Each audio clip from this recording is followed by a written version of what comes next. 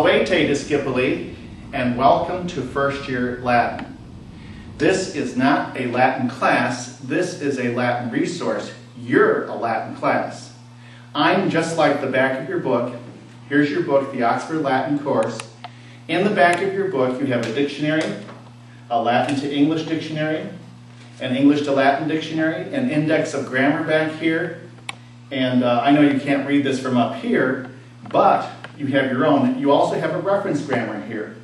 I'm a reference also. I'm a teaching reference, a teaching resource. So when you see these video CDs, this is one more way to help you understand what's going on in your online Latin 1 course.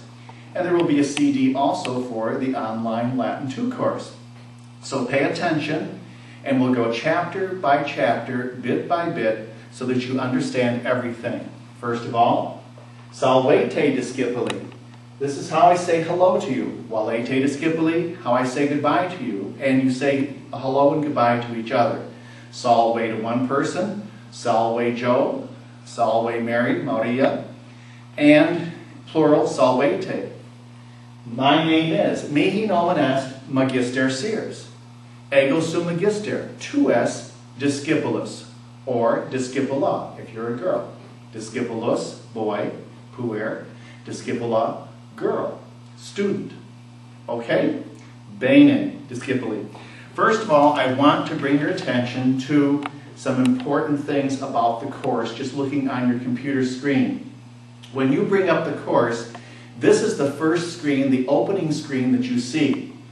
And by the way, we're at Mann Middle School, Horace Mann Middle School in San Antonio, Texas.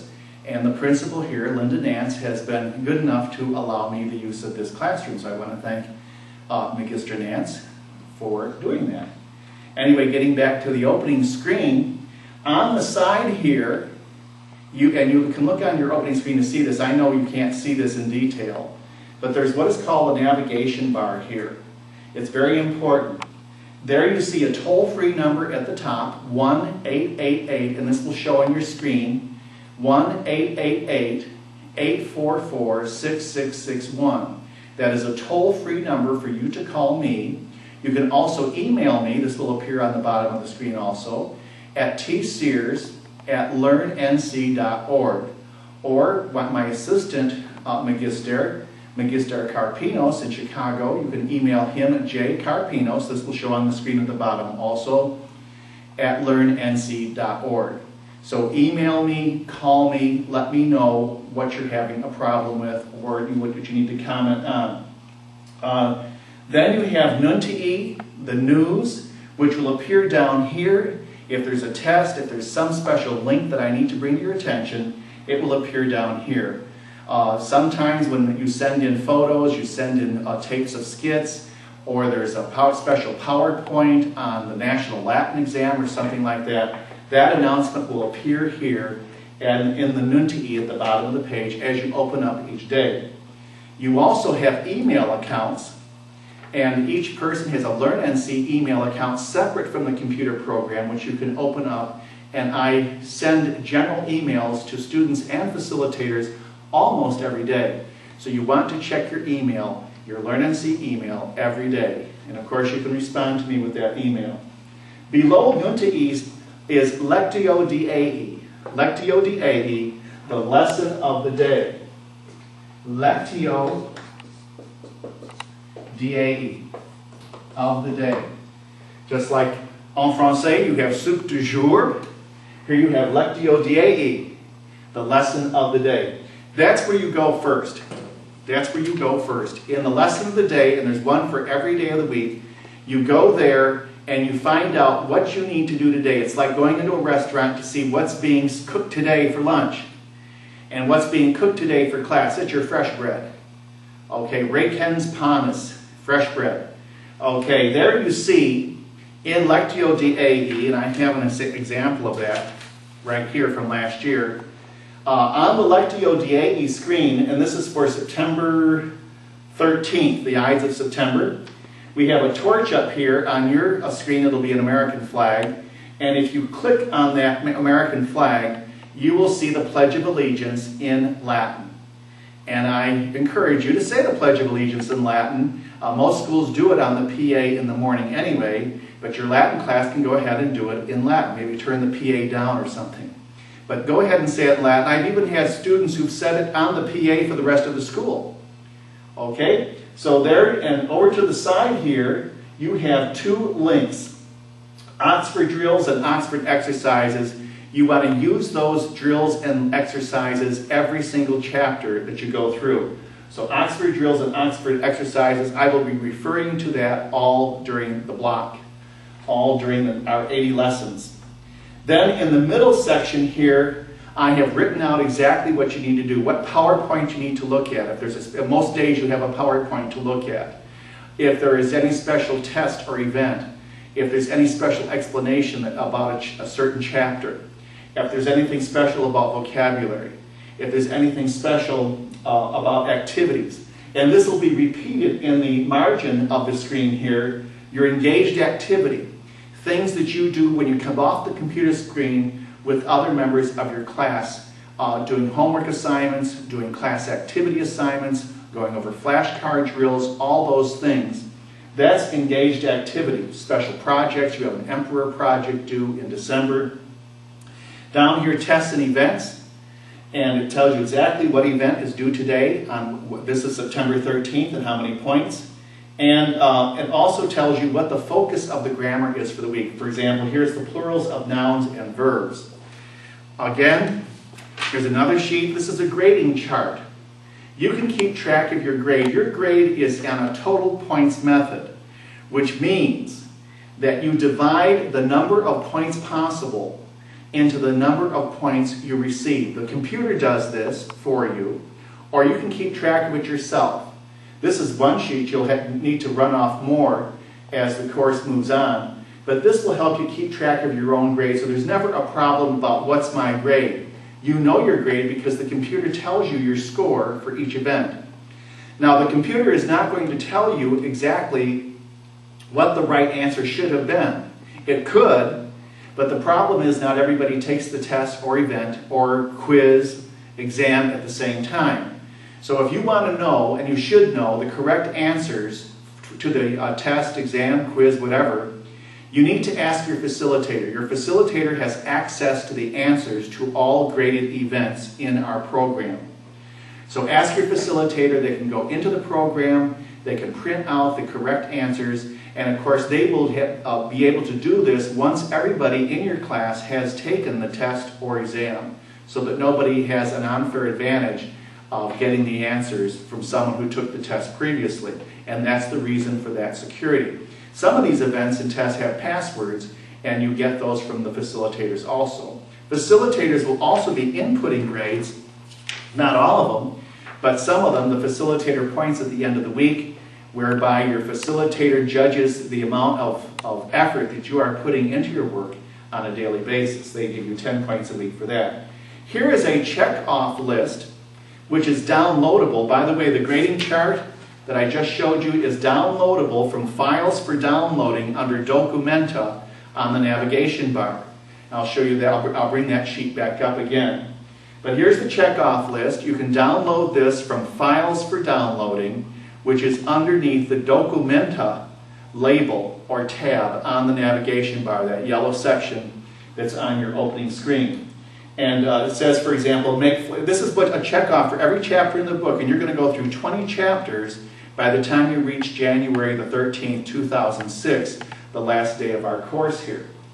You're going to make flashcards for all vocabulary, do all exercises in the back of the book for the chapter, check with your facilitator for accuracy. Your facilitator has the answer keys for all of the exercises in the back of your book.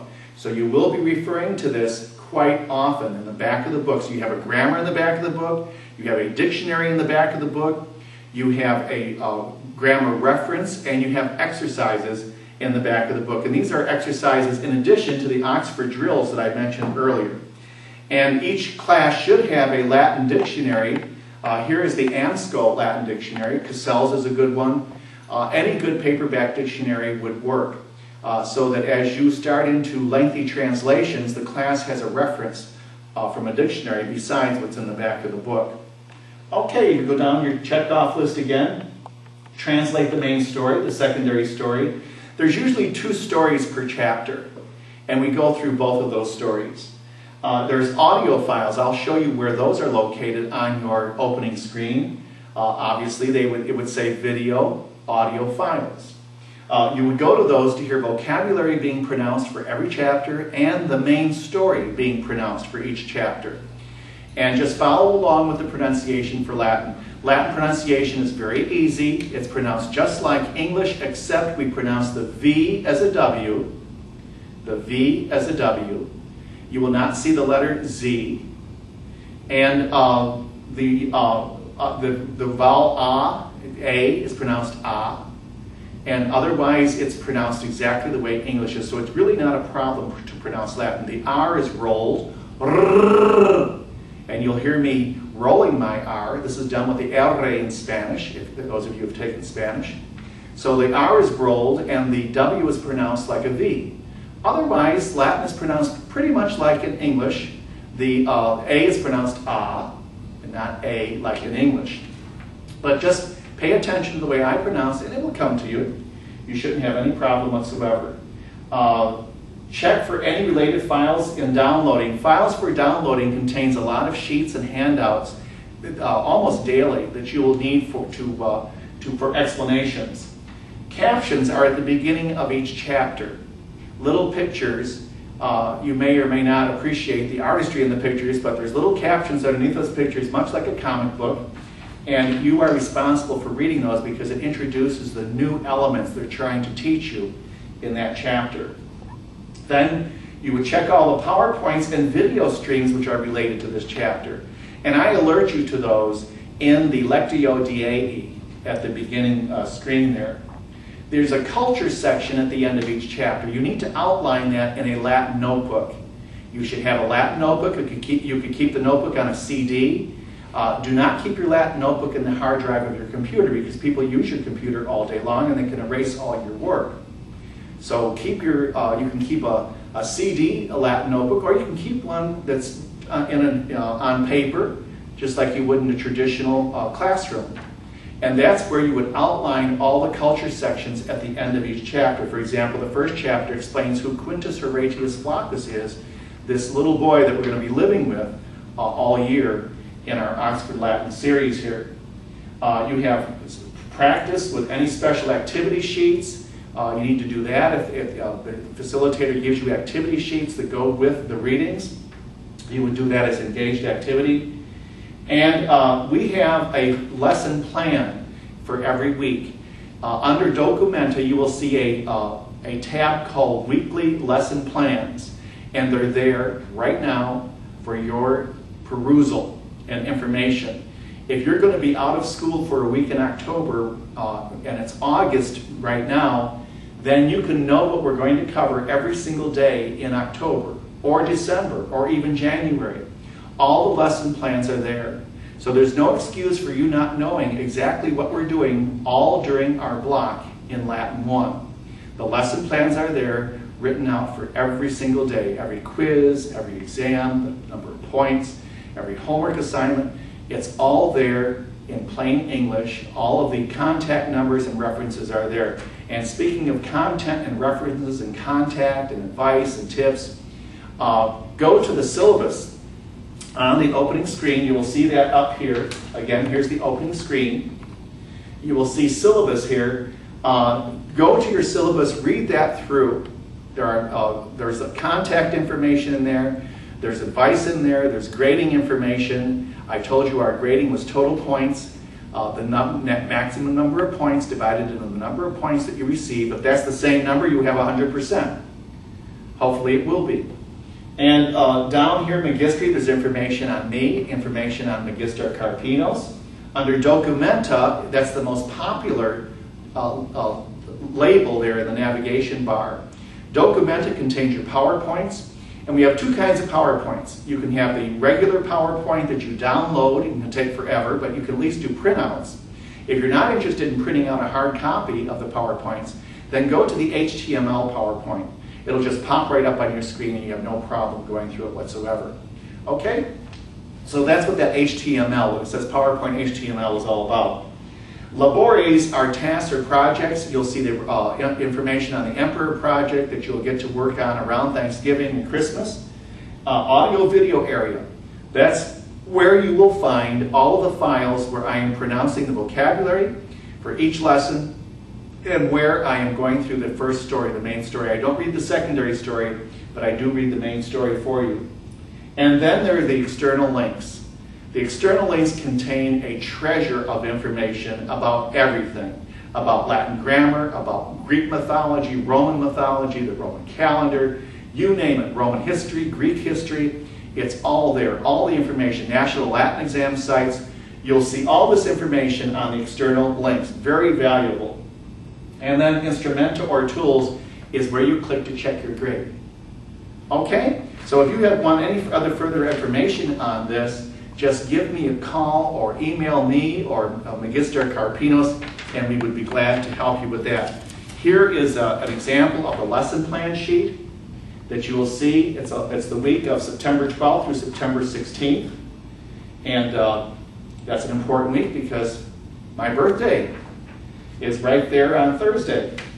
So we won't tell you how old I'm going to be, but it's there. We all have one.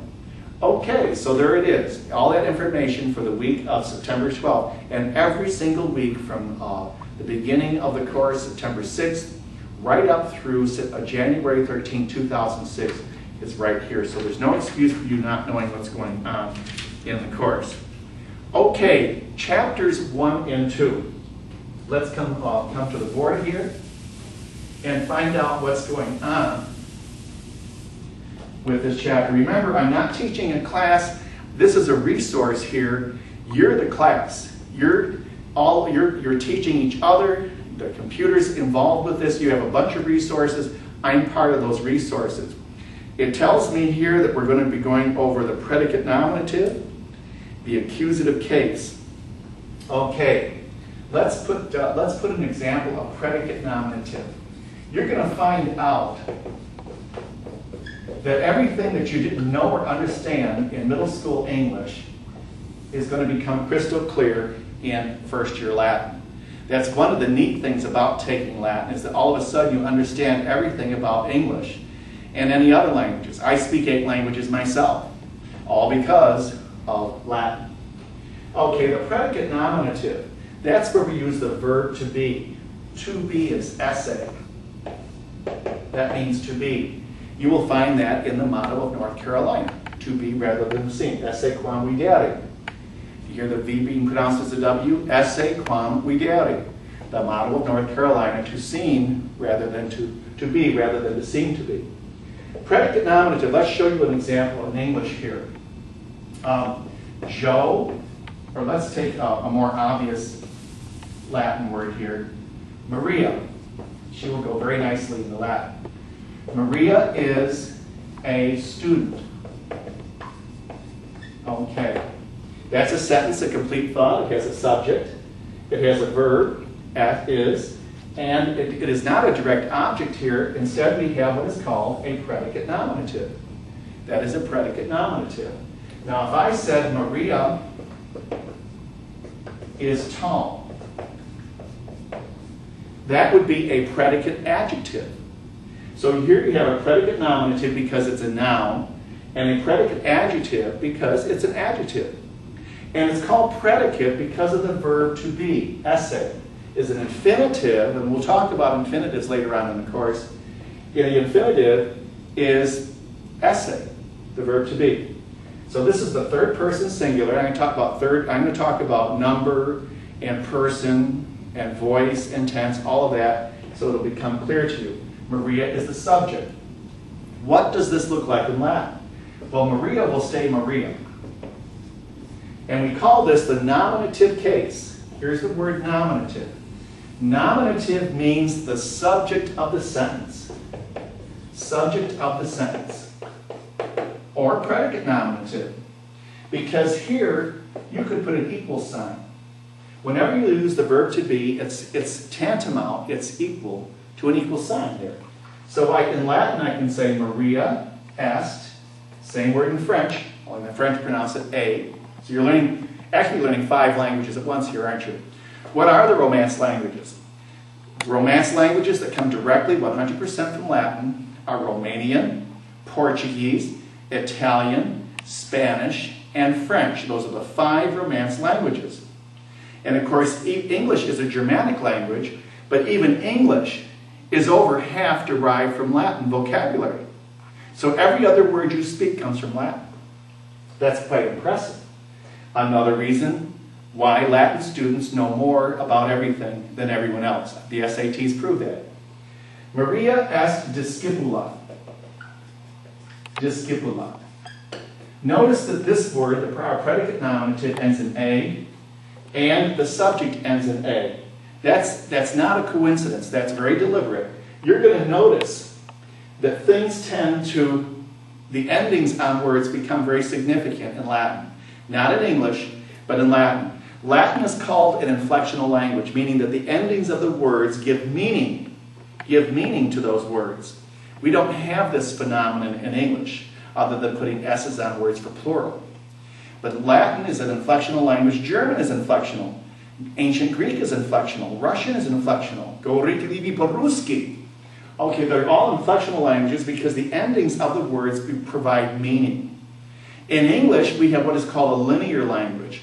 It's very important that one word comes after the other word in order. Otherwise, we wouldn't be able to understand each other in English. In Latin, no.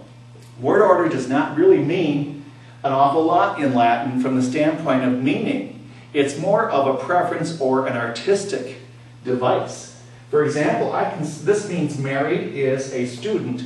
I can also say this, Maria discipula est, like that. And it still means Mary is a student. So, Maria discipula est, Maria est discipula. Means the same thing. And this is nominative, and this is nominative. Why is this nominative? Because it's the subject of the sentence. Why is this nominative? Because it's predicate nominative. And even in English, this is a predicate nominative. Predicate adjective, the same thing here. Let me switch to another color before your eyes get blurry. Now I can put here Maria est alta. Alta is the adjective for tall. We get the word altitude from that. Okay, this is our subject, this is our verb, and this is the predicate adjective.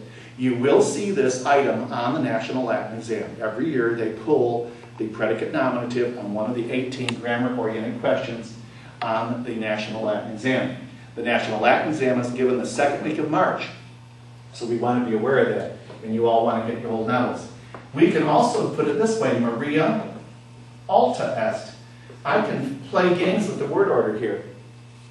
I can say alta Maria est. And you will see that in the book. Don't let it confuse you. Don't let it confuse you. Okay, the next thing I want to explain here is the direct object. Here we're talking about nominative case. Case means function. And you'll hear that word case, and you'll hear the word declension. We'll get to right now. We are dealing with words that end in A, and those are called first declension nouns. Let me just do a quick erase here.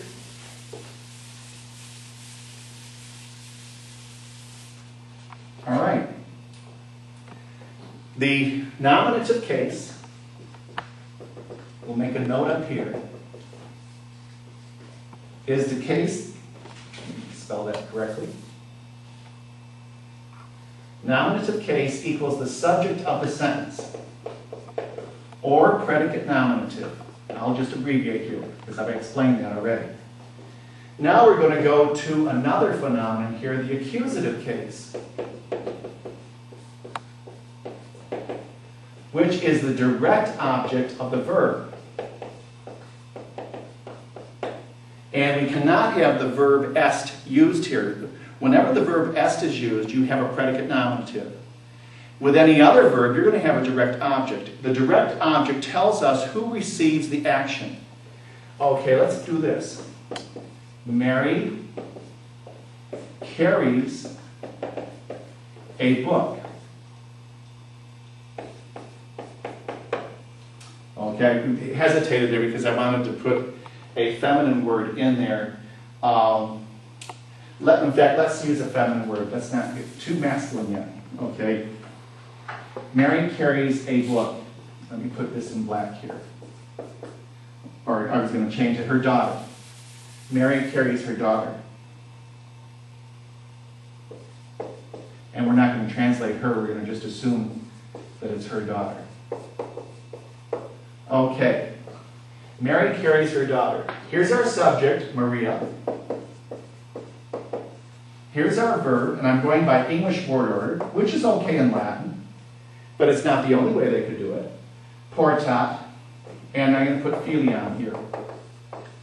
Notice the endings. Significant, significant, significant.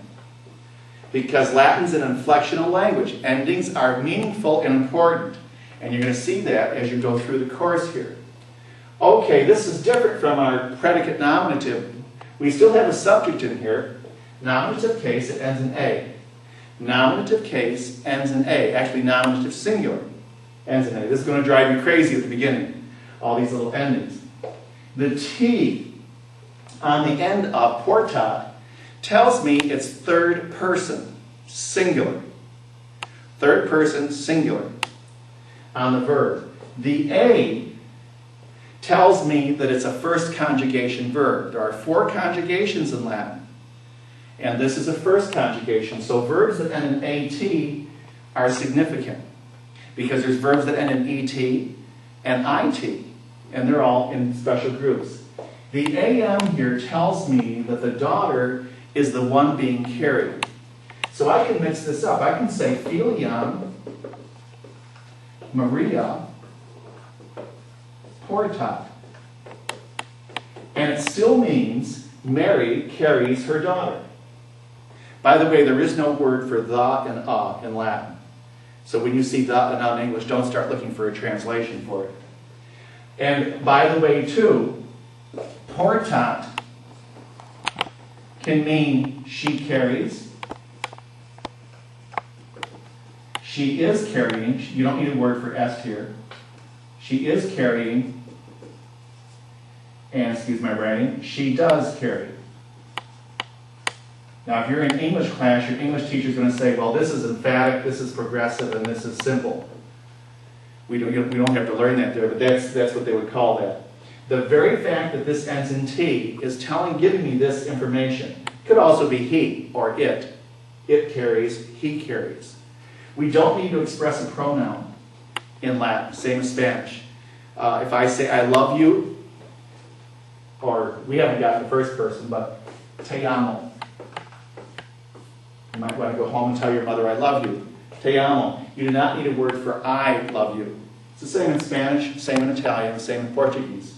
Te amo. In French, it'd be je t'aime. Okay? You do need a pronoun in French. Okay, let's come back here. So there is the predicate nominative using the verb to be, est. And there is the direct object of the verb using the accusative case. And the next time we see each other will be in chapter 3. Valete discipuli.